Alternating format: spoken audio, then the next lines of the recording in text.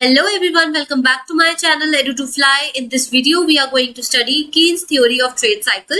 We have already discussed the Sunspot theory, psychological and the innovation theory. You can check their link in the description box. So let us start.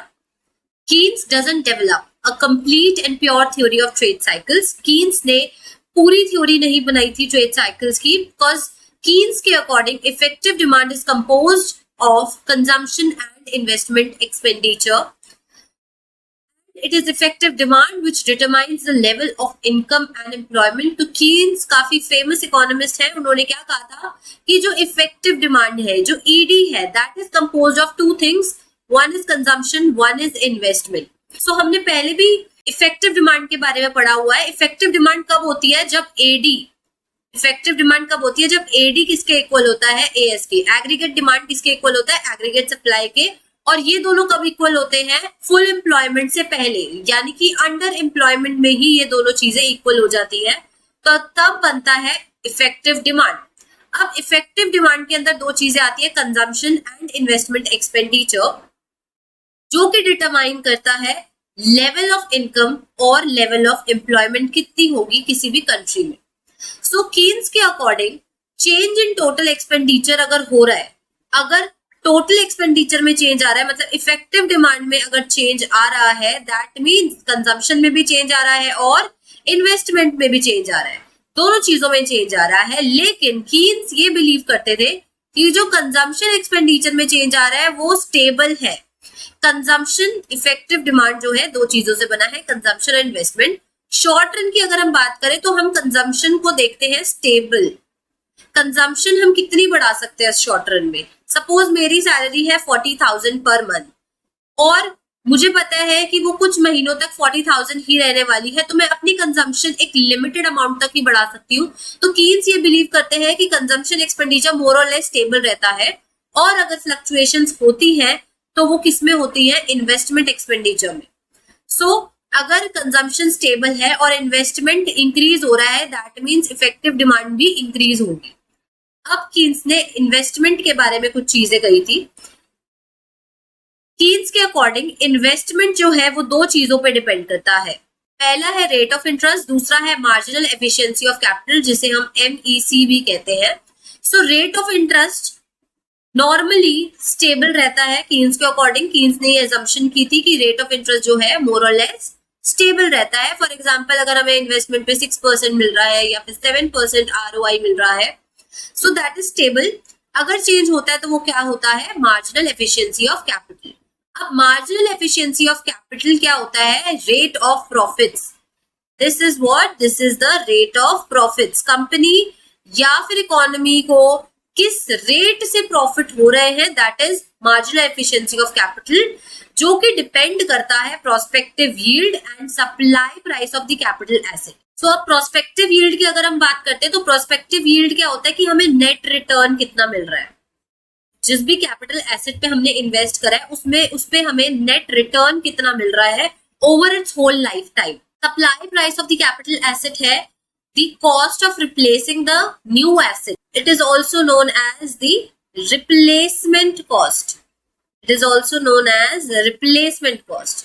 So Keynes के according अगर MEC increase हो रहा है, अगर rate of profits increase हो रहे हैं, marginal efficiency of capital increase हो रहा है, this will create more employment. Country में एम्प्लॉयमेंट ज्यादा होगी, कंट्री में आउटपुट ज्यादा होगा, इनकम ज्यादा होगी. और हमने पढ़ा ही है कि अगर एम्प्लॉयमेंट, आउटपुट और इनकम इंक्रीज होते हैं तो कंट्री में प्रॉस्पेरिटी फेज आता है, दैट मींस कंट्री में बूम पीरियड स्टार्ट होगा. ऑन द अदर हैंड अगर इन तीनों ही चीजों में डिक्लाइन हो रहा है due to the fall in MEC, then country में रिसेशन के थ्रू डिप्रेशन आ जाएगा. पहले रिसेशन आता है फिर डिप्रेशन आता है. हमने ट्रेड साइकिल देखी थी. ट्रेड साइकिल कैसी थी? पहले प्रॉस्पेरिटी आती है, then boom, then recession, then depression, then recovery. So this was the trade cycle. तो इसके अकॉर्डिंग हम क्या देख सकते हैं? पहले प्रोस्पेरिटी आती है अगर MEC इंक्रीज हो रही है, और अगर MEC डिक्रीज हो रही है तो डिप्रेशन आता है. और अगर एक्सपेंशन पीरियड चल रहा है, प्रोस्पेरिटी पीरियड चल रहा है, बूम पीरियड चल रहा है, तो बिजनेसमैन जो है वो ज्यादा ऑप्टिमिस्टिक हो जाते हैं और अगर वो ऑप्टिमिस्टिक होते हैं तो वो लोग ज्यादा इन्वेस्ट करेंगे कंपनीज में, और अगर वो ज्यादा इन्वेस्ट करेंगे और एक्सपेंशन पीरियड चल रहा है तो ऑब्वियसली उनको रिटर्न ज्यादा मिलेगा. That means MEC is rapidly increasing. So the entrepreneurs undertake new investment. The process of expansion goes on till the boom is reached. और ये प्रोसेस कब तक चलता रहेगा? जब तक हम बूम पीरियड पे नहीं आ जाते, जब तक हम अपने पीक पे नहीं आ जाते. बूम कब होता है? पीक पे होता है. As the process of the expansion continues, और जैसे जैसे expansion continue होता जाएगा, कॉस्ट ऑफ प्रोडक्शन भी धीरे धीरे इंक्रीज होती जाएगी, क्योंकि यहाँ पे हमारे पास फैक्टर्स ऑफ प्रोडक्शन की स्कैरसिटी है. This will lead to the fall in MEC, जिसकी वजह से MEC धीरे धीरे फॉल होने लग जाएगा. और अगर MEC फॉल हो रहा है तो प्राइस ऑफ द प्रोडक्ट भी फॉल होगा, क्योंकि सप्लाई बहुत ज्यादा है और प्रॉफिट्स जो है धीरे धीरे कम होने लग जाएंगे.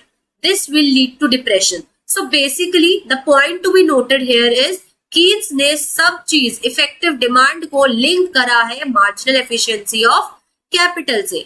अगर Keynes marginal efficiency of capital से उसको लिंक कर रहा है तो कैसे कर रहा है कि अगर MEC इंक्रीज होगी तो फिर बूम पीरियड आएगा, अगर MEC डिक्रीज होगी तो हमारा क्या आएगा? डिप्रेशन का पीरियड आएगा.